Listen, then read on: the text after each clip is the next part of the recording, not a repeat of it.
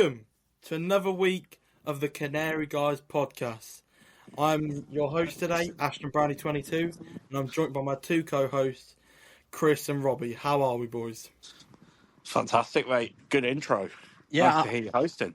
I'm actually all right, thanks. It's been a bit of a week, isn't it? Yeah, well, I mean, we get the news of JHT being sacked. We had a live space, and it was really good. So thank you for the support on that. That was fantastic. How are we feeling about the JHT sacking, boys? Justified. It was time to go. Yeah, definitely agree with that. But it does make you think, what was the intention in the first place? It was meant to be a transition season to see what we can build long term, and it just We didn't transition though. We transitioned backwards. Yeah, no, and I'm really worried for next season because who are we going to bring in? Who's going to stay? Who's going to be signed? It's really worrying. Well, I think that's what a lot of this podcast is probably going to discuss. Yeah. So, obviously we had the space, so we won't have a massive discussion on it, but we can have a discussion on this. We'll cover it for those who haven't heard. Who is your boys' number one manager you want? I've said it on the space. I've said it previously. Russell Martin's my man, 100%, and I know that caused some controversy. Some people are very for Russell Martin. Some people are very against him. But I just think he's the most qualified for the job in terms of keeping the same style of play, but maybe a slightly different approach to it. And a bit more, in with the players and keeping them happier. Because I think it's quite clear now, after the dust has settled, that there's been a lot of unrest, and that the players really weren't happy. That's the most worrying thing for me. It's just, obviously we'll get on to the performance, but just how much more energised the players looked. So, Four clearly didn't have a dressing room. So, again, Russell Martin is a great shout, and again, style of play would be great, but I just don't see him wanting to come here. I really don't. Yeah. Well, I think I'm also in the same boat as the boys. I am really wanting Russell Martin to take over and lead us to glory in the Championship and survival in the Premiership. But I really don't think it's going to happen. I think we have dropped significantly this season. And I don't think we're a team at the minute where managers will look at us and say, yeah, I want to take this. I want to get this Norwich team by the scruff of the neck and get them over the line. Yeah, but that's my immediate thought. We're going to get into this later on about the whole Jack Wilshere versus an external appointment argument. But I genuinely look at Norwich now, look at the mess we're in, look at the disconnect between board and manager, quite clearly evidenced by Webber saying that we should have been top six and Thorpe having no idea about that. What manager would genuinely want to take over? Yeah, well, speaking about Jack Wilshere, he made his managerial debut for Norwich City at the weekend with a 0-0 draw to Middlesbrough away. What is our thoughts on that, lads? Well, to be fair, we were definitely improved. The performance was a lot better. We seemed more organised. I'm not sure it's enough to judge him off yet, as I think I've made quite clear in my opinions recently. But I do think it was an improvement, to give him his credit. Yeah, and I think the way we set up was quite weird, but in a really good way. Like, let's say we were defending, it was Agnes Gunn, a back five of Stacey, McConville, Duffy, Doyle, McLean, Wright, Nunes and Slimane, and then Signs and Sargent. And it looked all right. I mean, we got a good draw away to Middlesbrough. Yeah, they didn't play their best football, and I think we've probably put them out of the playoff race from that point. But, I mean, if that's Johannes that game, we probably do lose, to be fair to Wilshere. But saying that, new manager bounce, your team's always going to perform normally perform under their first game with their new boss. And, yeah, I mean, any particular players you want to highlight, lads, from that performance? Jacob Wright. What He a man. Bloody brilliant, that lad.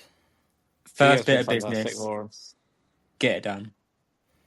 Yeah, we got to get him done. I think Jack Stacey in that right wing back / right winger position he took up was probably my man of the match on the game. I think maybe last 30 minutes he dropped off, but that first 60 minutes he was the man who was getting us attacks, and a lot of the danger came on that right wing where Stacey was, in my opinion. Yeah, again, the whole setup was a lot more pragmatic. I feel it. I felt like it suited our players a lot more. It suited Stacey a lot more because he was given the right to go crazy on the wing, which is odd to say is Jack Stacey on the wing because it's 2025, but it worked. It did work, and bar a sergeant hitting the post and a signed shot almost going in, we could have won And that game. Liam Gibbs nearly scored, to be fair. Did straight. Imagine that first kick of the game, Jack Wilshere's first substitution. I think the Wiltshire in shouts would have been a lot louder. Yeah, well, a couple of weeks back, and even last week, we mentioned how Liam Gibbs looks like a different player in terms of the desire, and I think he is someone who could adapt, even maybe under Wilshere if he stays as the manager, but we obviously don't know. I mean, I have to mention about someone myself, don't I? You do. Rory McConville, lads. I was letting you have that one. A It's second Your start, section, mate. and what a performance. I mean, I've got some statistics here. I know we're against stat merchants, but these are some fair statistics to read out. So, Rory McConville versus Middlesbrough, brought to you by McConville Season. What a lad. Was on the space, did speak a fair bit. So, let me read some of these stats. 100% won on his tackles. I mean, that alone is just sensational, especially at Middlesbrough away for a player his young. Mm-hmm. 3 interceptions, 3 recoveries, 3 passes into the final third, 4 clearances and 1 block. Yeah, it's really good from him, especially considering obviously he made his full debut against Burnley, and that was a very poor performance. He's proven people wrong. He's shown that he's a really good player, and he's played out of position. So Yeah, he was a bit of a right back, weren't he? yeah, But he looked like, I know they said that he's played there a couple of times in his youth career, but he looked really comfortable there. And I think it's really good to see, because I've obviously rated McConville for a while. I have my weekly segments on Rory McConville, and we've always said he ain't had enough game time. He ain't had enough game time. Well, he's got the game time. I know he had the game time against Burnley, but everyone was poor that game. And I'll tell you what, he was a bloody rock at the back, weren't he?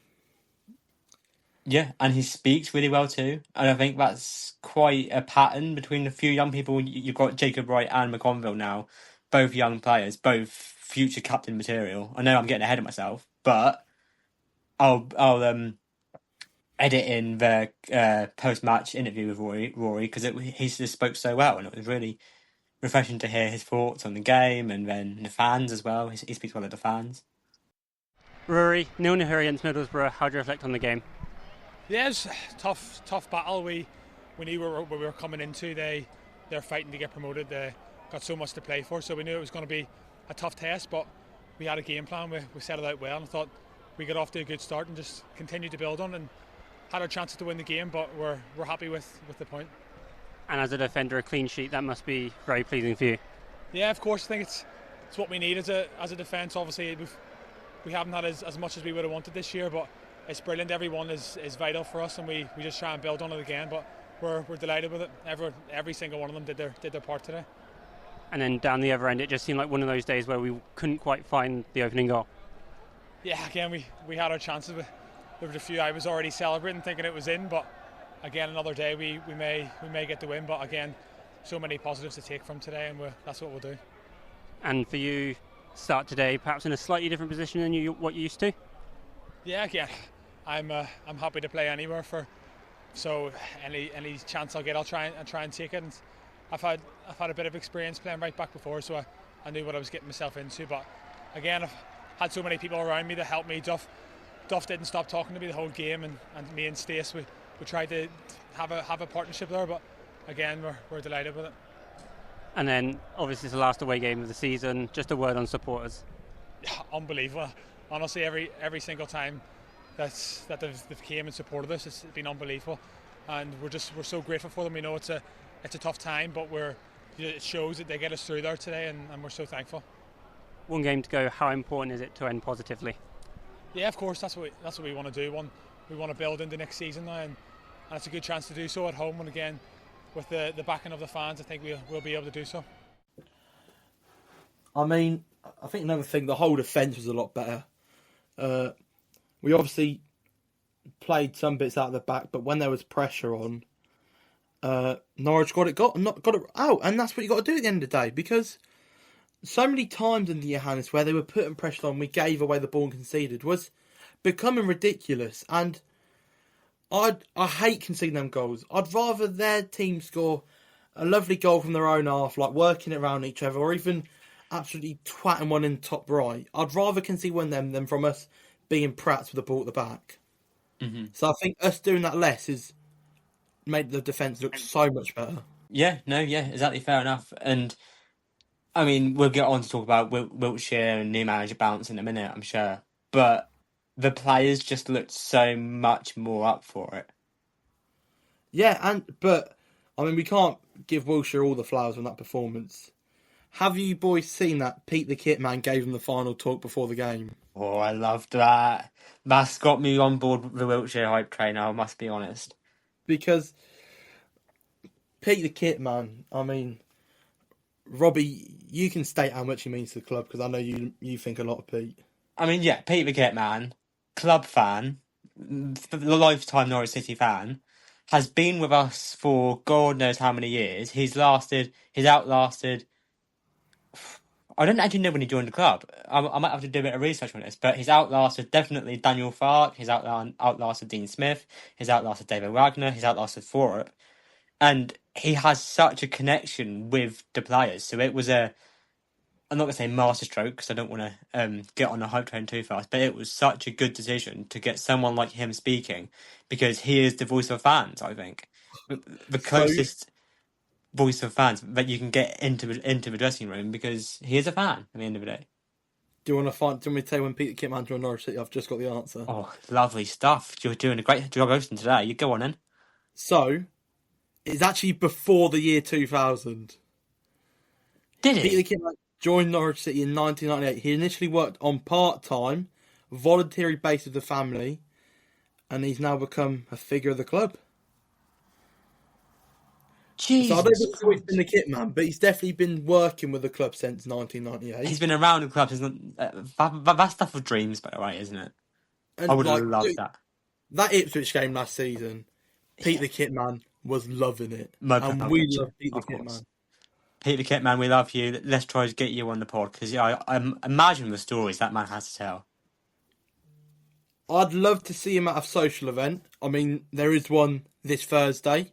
Yeah, do you want me to give a quick shout out for that? Because I'm sure. Yeah, Norwich you City. Can take it away, Robbie. Yeah, so the Norwich City Fan Social Club are running, as they do throughout the season, a social event. This time it is a live podcast with the Pinken lads. I love you all, thank you. So that would be great. Followed by bingo at halftime, which is going to be great. And then music with Sons of Mark, which is great. It's £5 admission, under 16s go free. There's food, there's a licensed bar, and it's all for a good cause. So get yourself down there. May the 1st. Hello, I'm back because I've just done the licensed bar. Am I right in thinking they've got some guests coming in, the Pinken lads, for their podcast? Yeah, they haven't announced them yet, but there are some special guests, which we would love to see Pete the Kit Man as if Pete the Kit Man is there, we are going to talk to him and we're going to get him on the pod, because that will be a sensational podcast. But yeah, we'll definitely get some pictures of the event. Looking forward to that, and as well, it will be the first Canary Guys proper full meetup as well, which will be quite interesting. Speaking about Canary Guys meetup, and Chris, you're not coming to the game, are you, on Saturday? I'm not intending on it. No, I don't blame you. To be fair, yeah. Well, somehow to do. Yeah. I mean, performances have made fans look at the club in a different way, and that's fair enough. But for some mind-boggling reason, me and Robbie going to the game, sat next to each other, double sausage roll review in next week's podcast confirmed. It's going to be quality. That'll Isn't be it? huge. That will be huge. I'm hoping it'll be a good atmosphere as well. We'll get on to the out of contract, so I'll leave it till that point. But Yeah. I'm hoping it should be a really good atmosphere. So Up for it. I think the next point to discuss is what do you think of Wilshere's debut as Norwich City manager or interim manager? I think it was decent. Yeah. That's what I can say. Yeah. Again, I think for me the biggest thing I liked the most about his debut was the fact we kept a clean sheet. And I know Middlesbrough were off it in attack, fair enough. But how hard has it been for Norwich to get clean sheets this season? yeah, I will do a bit of self-promo here. I tweeted after the game. Wiltshire has shown that we can keep a clean sheet without completely ripping up any sign of system or style of play. Very happy with that performance, and that would not have hurt his chances of getting the job permanently. And again, we got away from home. I remember Coventry 1-0. Was that our only clean sheet? Under four away? I'm now looking. I thought there might have been another one or two. But Portsmouth away. Portsmouth away we lost, didn't we? No, we drew 0-0 Portsmouth away. Oh, okay. And then Coventry away. So only, I'm pretty sure, I'm going to have another look, 2 clean sheets away from... Oh no, 3 Luton. 3. Okay, yeah. 4 Watford. Okay, 4 away clean sheets from Johannes this season. Mm-hmm. But again, at least half of those, like with the Watford game in particular, we ripped up any sort of system or style of play. We played hoofball, we played just terrible. But under Wiltshire, it looked like there was a clear plan. The players were invested in it. I think it is too early to say it's Wiltshire's job to lose because it is one game, and I'm sure Chris has things to say about this. I do indeed. But I just don't see the Norwich job being appealing to any other good manager. Yeah, and it's really concerning as the fan base how your club's managerial job isn't interesting. Like, it just shows how rotten the season has been. Genuinely, I'm worried for next season. I'm normally quite an optimistic Norwich fan. Mm-hmm. But I'm genuinely really concerned for next season. No, I agree. I've got big concerns already. There's a lot that needs to change. There's a lot that needs to go on. Well, do you want to... I'll let Chris say his mind on Wilshere in or out, and then we'll go to the Twitter poll, because that was one of our questions of the week. The problem is, I'm not even Wilshere out.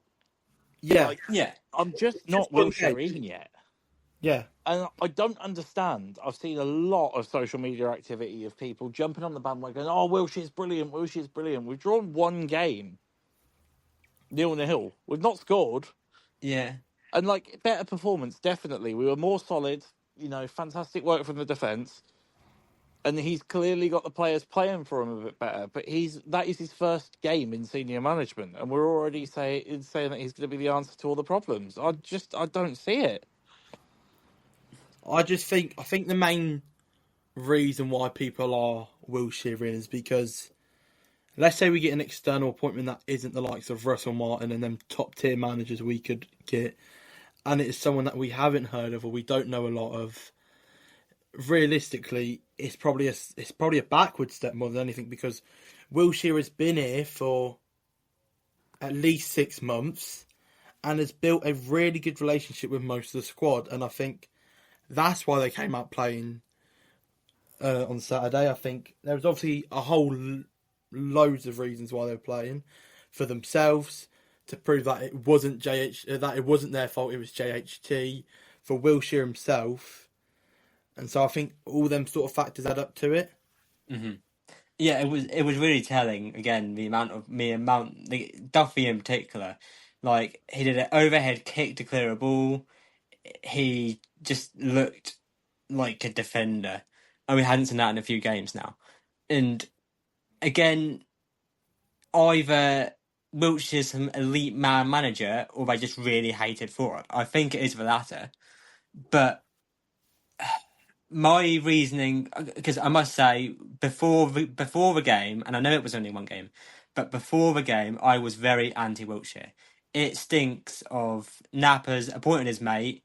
Yeah. Results are a bit shit at the minute, so he thought perfect time to give his mate a chance, which is awful decision making if it's true, because if this fails, it's going to be Napper's job on the line as well.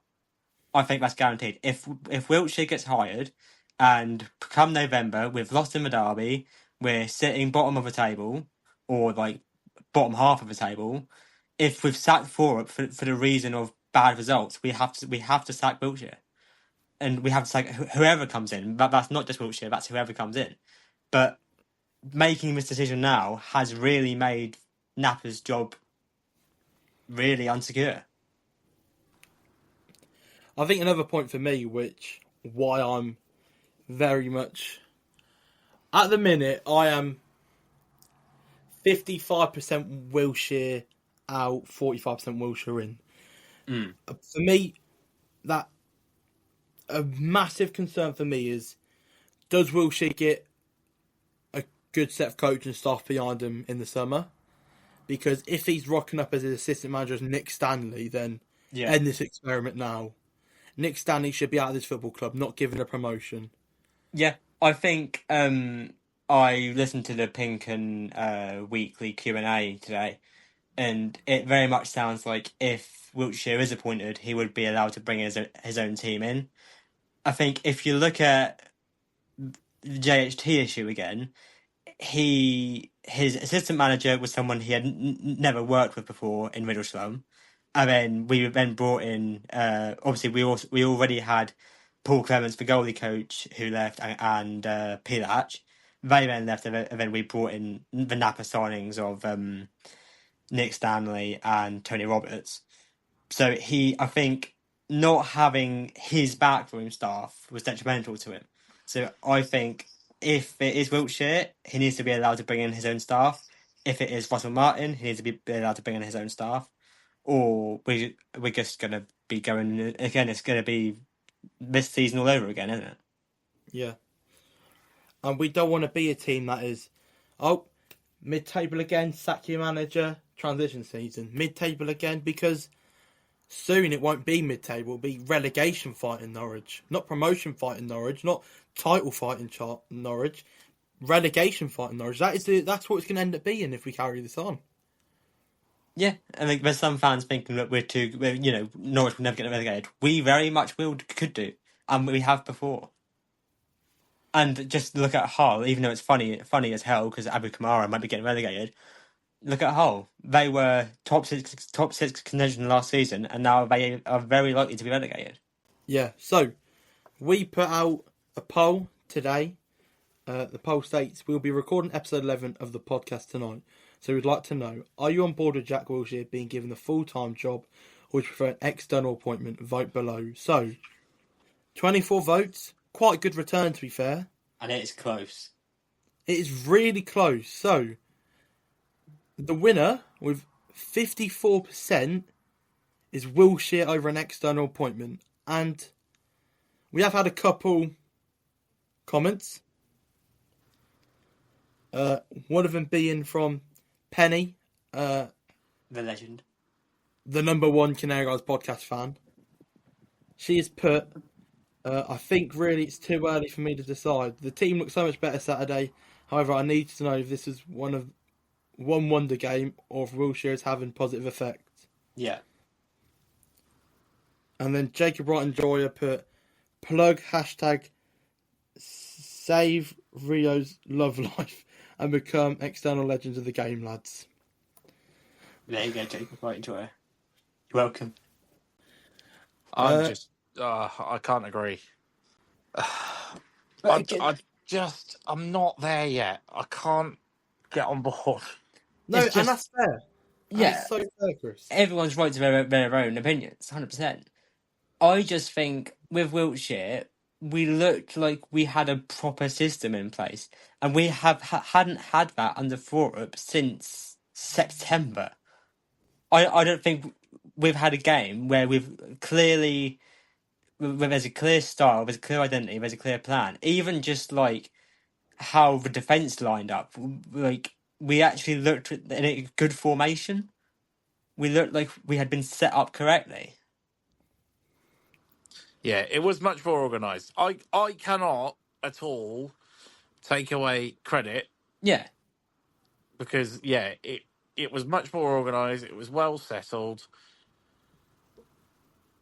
the But thing is, yeah, it's it could have just quite easily been the players hated Thorup that much they wanted to prove a point. it's a nothing It, game. it's saying nothing about Wiltshire really, unless he is some sort of. These two games are not a measure of whether or not he's ready to be a championship manager, I in do my opinion. with Cardiff already relegated now. I've got a funny feeling that he'll give his old friend a buzz and let us win 10-0 just so he gets the job. Which I mean, it'll be fun to watch. I mean, will it though? It means nothing for either team. Yeah. It's not important anymore. hmm That's why I'm not going. It's just such a nothing game. Where's Again, the there is reason I'm going to matches these days is for the sausage rolls, and that's I'm fair not. enough. Yeah. All right. We got any other points you want to mention about the Middlesbrough game, lads? Or are we all covered on that? I think the game itself is covered because, as I say, for me, both of these last two, including that Middlesbrough game, feel like nothing. Nothing game. Yeah. There's nothing in it. You know, Middlesbrough are the only one that had anything to play for. We subdued them, which was good, and credit to Wilshere on that. And it must be added that Middlesbrough had been in dire form beforehand as well. They were, So it's they've not been in like horrible. They've they dropped were off a lot, fighting. haven't they? Yeah, it's not like they're fighting tooth and nail for top six. They have been off it, which again can falsely elevate performance levels, I guess. Yeah. So moving on to our next point, we have had the Norwich City announce 3 of the first team players who contract are not being renewed. So one of them being Jakob Sorensen. Hey! Hey, we're well happy about that. If Johannes Softer was still our manager, do you think he stays at this football club? No, I think it was decided before he left. To be fair, Well, it is bloody brilliant. Don't get me wrong, Sorensen, you're probably a great lad in real life, but I mean, it's not his fault that he's been injured more than he's played, but yeah, 100%. and it's not his fault that he has been played in every single position known to man. I mean, he's played left back, he's played centre back. I think I remember him playing right back once. He's played midfield.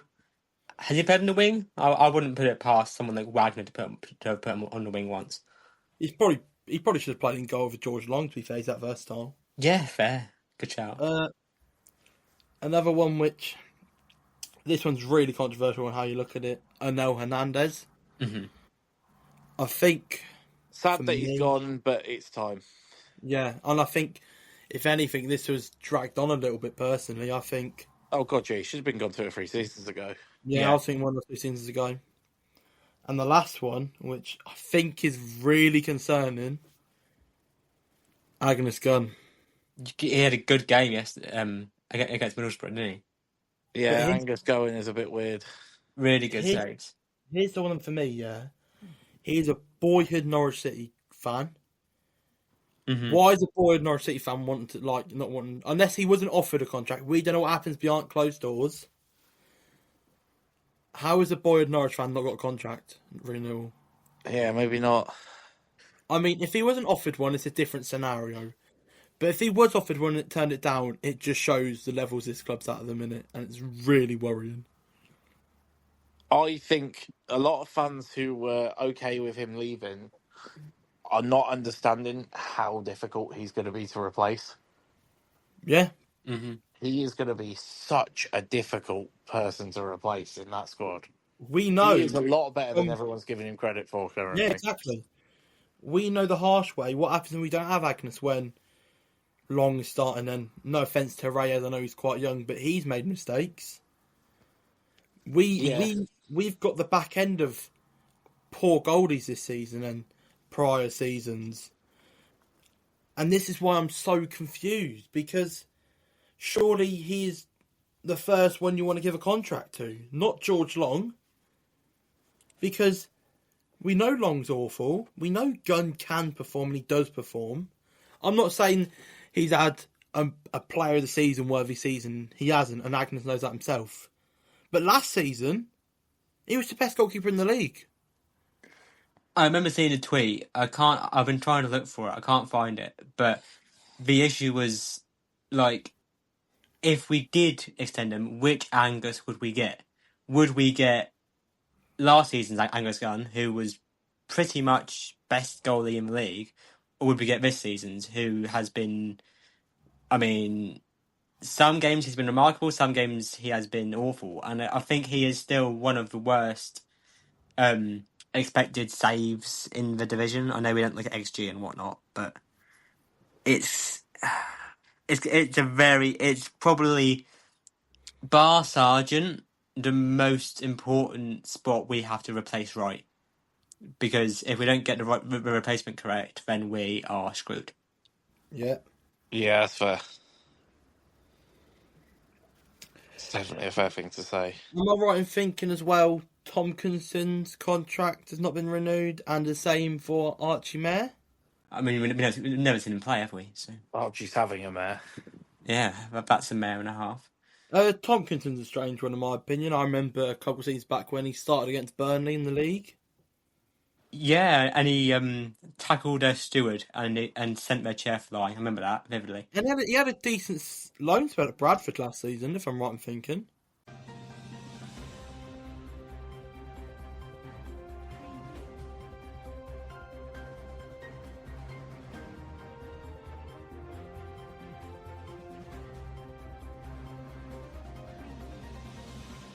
Hello.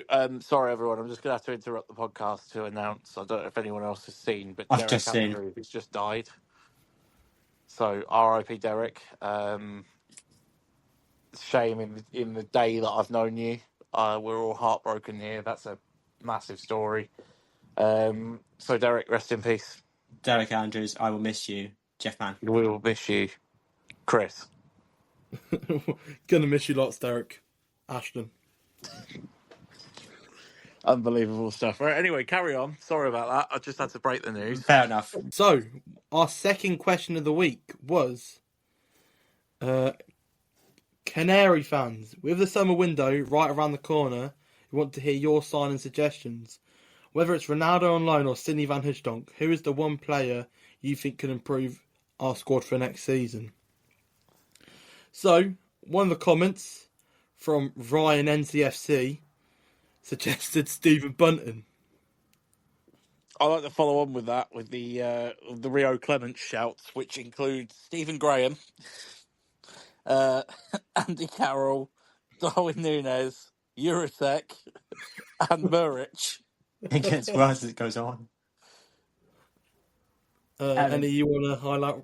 We do Robert? have some actual shouts, so thank you for these. We've got Alwen OTBC with Ollie Rathbone from Wrexham. Good God, he's a good player.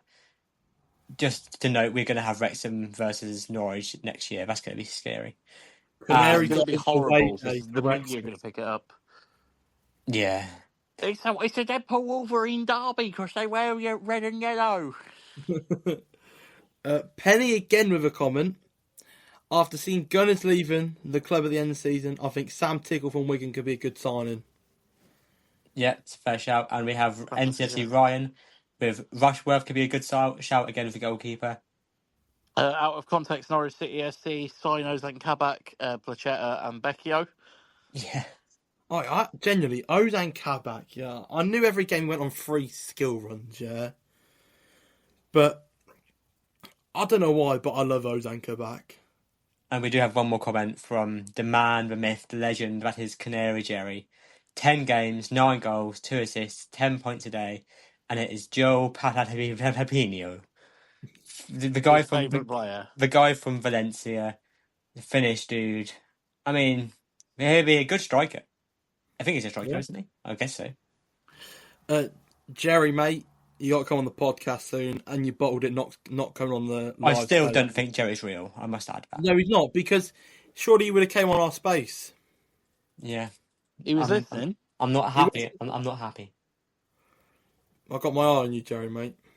After that, some of them brilliant and taking the piss suggestions of a Norwich signing, we have got the special Jeff Man sausage roll review. We have. It's the traditional. It is traditional. It's at Carrow Road, but it's not for a men's game. I attended my first ever women's game in person on And how was Sunday. that? So how was the woman's sausage compared to a man's sausage? It was interesting. The sausage roll itself was burnt, but I'll get onto that in a minute. The women's game, it was a good game. Norwich won 3-0.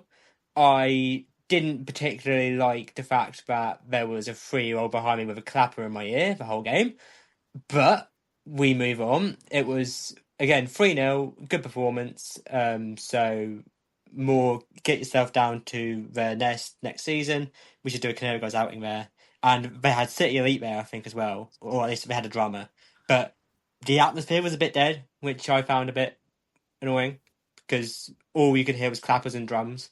And no real... Like, they didn't even sing on Honourable City, which pissed me off a bit. But Yeah, that is actually quite annoying, to be fair. that did. So this was a special Norwich City Women vs QPR Women sausage roll review with clappers. So cost as per £4.95. There was so much more going on around the thing. There was waffle wands where you can get like ice cream on and chocolate Waffle sauce. ones. Waffle wands. They need to start getting them the home What's going games. on here? Waffle wands. They were great. And then they had inflatable bowling. There was a bouncy castle, but I was a bit too big for that. A free face painting and glitter station, which I of course made use of. And but yeah, so cost was £4.95. Appearance was 8 out of 10. It was quite burnt. But taste 10 out of 10 as per. Crumbs per bite 62.44. It was, again, the issue with the sausage roll is they're dry as hell. And I have one sausage roll remaining of the season. And I've got a feeling they're going to change next season because A, they're expensive, B, they're dry. It's got good meat though.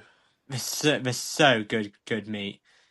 But yeah, I'm gonna miss them over the international break, not international break, the off season.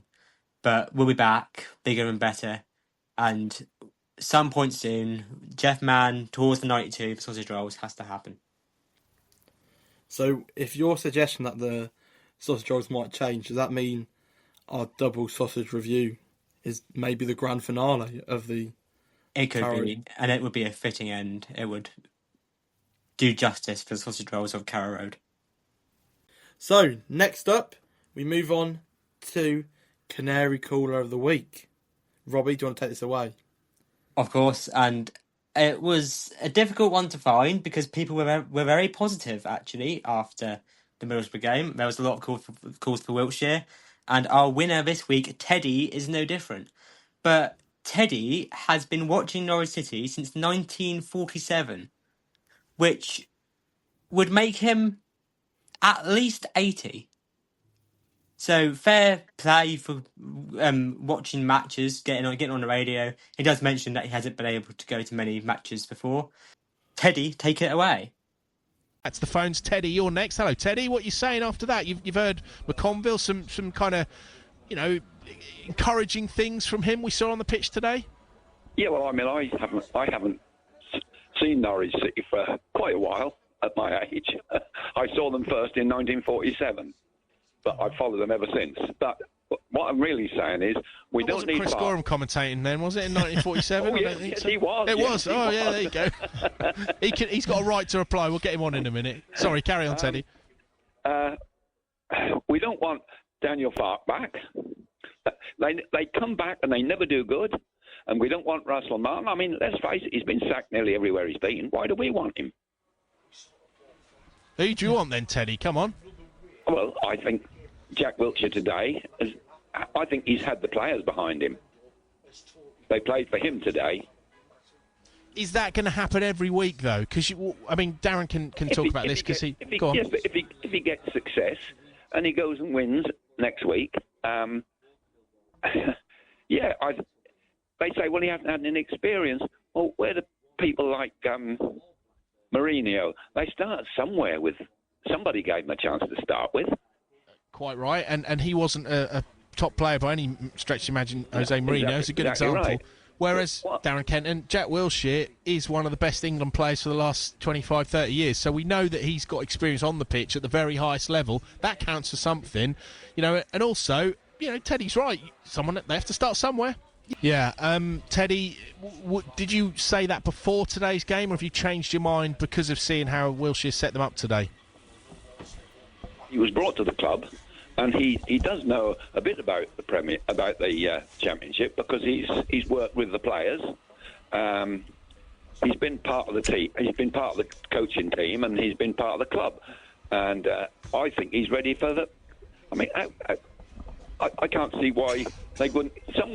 If we don't give him a chance, someone's going to. Well, that's true. That is true. But the other curveball into that, Teddy, is that perhaps you get let's say Russell Martin for argument's sake, and you keep Jack with him. I mean, there's not many managers coming in who wouldn't say, "Oh, I'd quite like Jack Wilshere with me." A lot of them would because of his pedigree in the game.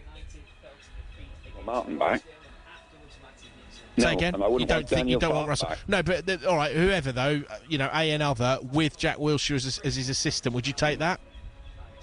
Yes, I think so. But a lot of teams have a lot of managers are available and had the sack, and they're looking for a job. Yeah, brilliant stuff there from Teddy. Again, we have. I'm sorry, Chris, but we have another one backing Wilshere. Oh dear. It's just so early, boys. Everyone's reacted way too fast. That's football, though. Let's have a bit of fun. To be fair, am I right in thinking, Chris, you wanted to have a little rant today? I think I've had it throughout the podcast. But yeah. Do you not want one massive rant at the fan base? Just screaming. Am I just going to get 30 seconds of ranting? Go on, yeah. Have 2 minutes of ranting. I'll have my 30-second segment. Like, you get your 30 seconds of McConville. It's the pity 30 segments. Okay, are we ready? Yeah. Let's go. 3, 2, 1. Right, I don't understand all of you lot, to be honest. It's been fucking one game, all right? It's fucking ridiculous. You jump in early, you're getting on the bandwagon. If I were you, I would think seriously, long and hard about what you're doing here. You're encouraging this man. He's played one game. He might be shit yet. You don't know. Johannes was good in the first bit of the season. You don't fucking know. So just calm down, get it sorted, and let's not overreact. Fair points there. Very passionate. So, we have got, not Canary Call of the Week, but we have got Canary Spaces of the Week. Like we've already mentioned, we did live spaces for the reaction of Johannes being sacked. And someone who came on and spoke and said her piece and got a bit angry when her age was sort of exposed a little bit. Penny, you've won Canary Spaces of the Week. So I will approve you, Penny, and you should be able to talk. This is an honour. This is the first time. This is an honour. I already know who she's going to say because I had a nice message. No. Hello, Penny. Hello. Hello, welcome to the Spaces. It's difficult to get on. Sorry? That was so difficult for me to get on, Oh, yeah. but I'm on. It's such a mess to actually start this space, but well done. Right. I've just got one thing to say. I've had this chat with Ashton. Yeah. It's unrealistic, but I'd love a manager like Roy Keane with a pair of balls. Yeah. Passion, anger, and old-style football, because the number of times the Norwich players were playing awful and JHT was just sat on that chair. If it was me, I'd be up there screaming. For the amount they get paid and whatever else, it wasn't good enough, in my opinion. Yeah. And you just need someone.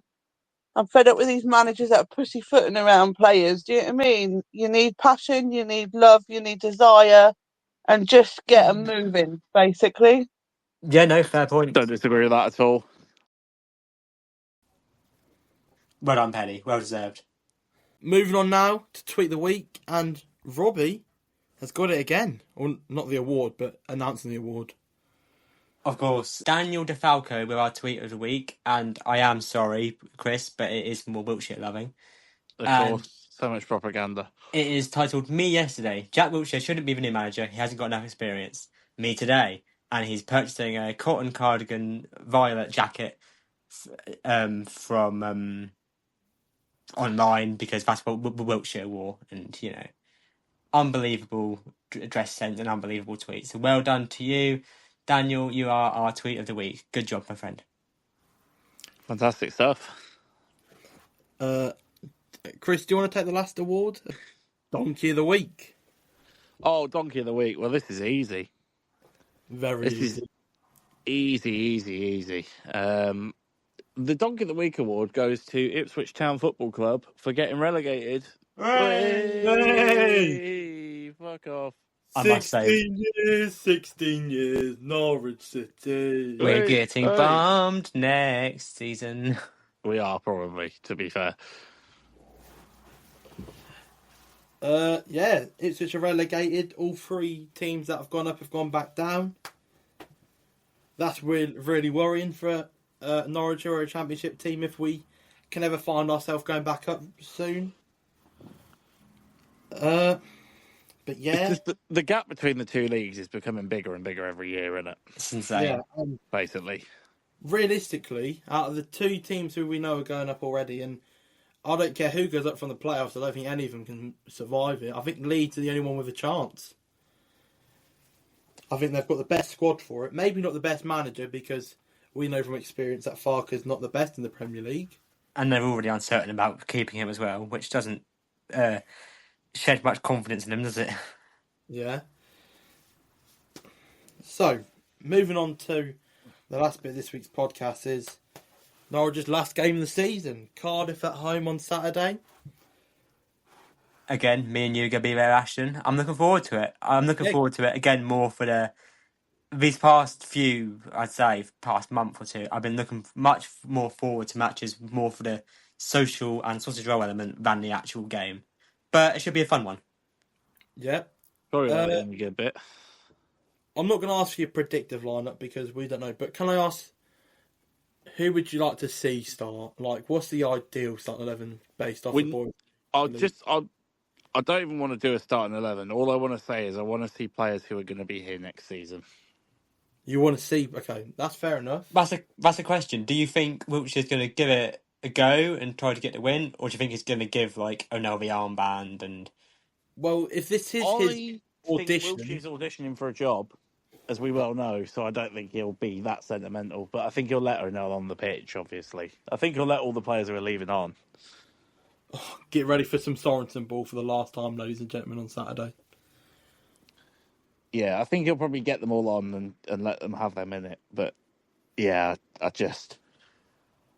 think, O'Neill especially, probably, because of, how special he is for the club in terms of his personality and, who he is, how much passion he has. Angus Gunn, probably the same. But I'd be shocked if Angus doesn't start the game. Because realistically, what other keeper options do we have? George Long, fuck off. If George Long starts, I'm not going to the game. I'm going to rip up my ticket in front of a steward and walk out. Because everyone's heard that. Yeah. That stays in. Yeah, let it stay in. I'll stand by my point. Excellent. Right, we'll see how that develops then. I'd like to think not, but you never know with this Norwich side. They can shock you. They can do weird things. So, I think that concludes for this week's podcast. I want me and the lads are thankful for... We started this podcast halfway through the season, and the respect and the love we've already got is fantastic. So hopefully, moving on to next season, we can move on to bigger and better things as a collective. Yeah, there will be an end of season special coming, so watch out for that. We've got big plans in the works. We're getting the guests involved. There's going to be a few guests. As well, if you've watched this far into the video, give us some suggestions of end of season awards you'd like to see. Yeah, 'Cause yeah. Let's have the end of season award show. Tweet us with suggestions of what you're thinking, could we and live we'll stream try and that, get them in. or are we gonna podcast that? That is going to be podcasted. Yeah, that's fair. I think, as you know, there is plans for the end of season quiz. We've not made that a secret, No, but the guests and how the format's going to work are still in the works. yeah, we need to probably have So a proper there meeting will with be that. more announcements about that soon. So keep your eyes peeled for that one. Any people you'd like to see that are realistic, comment below. Yeah, we'll do what we can to get people on. Yeah, we've already got a couple names, and keep this between us lot. We really want to get Canary Jerry on so people can know what to expect from Canary Jerry the person. Has Jerry said he's coming on for quiz? I don't know if he has. Oh, We'll try. We'll try. Anyway, you need to outro the pod. yeah. Thank you for listening for this week's pod. I know it's been a horrible season for Norwich, but thank you for listening, and we'll see you all next week. It's been great, lads. Thank you very much. For the final one of games, anyway. Yeah. Bye-bye. Bye. Bye.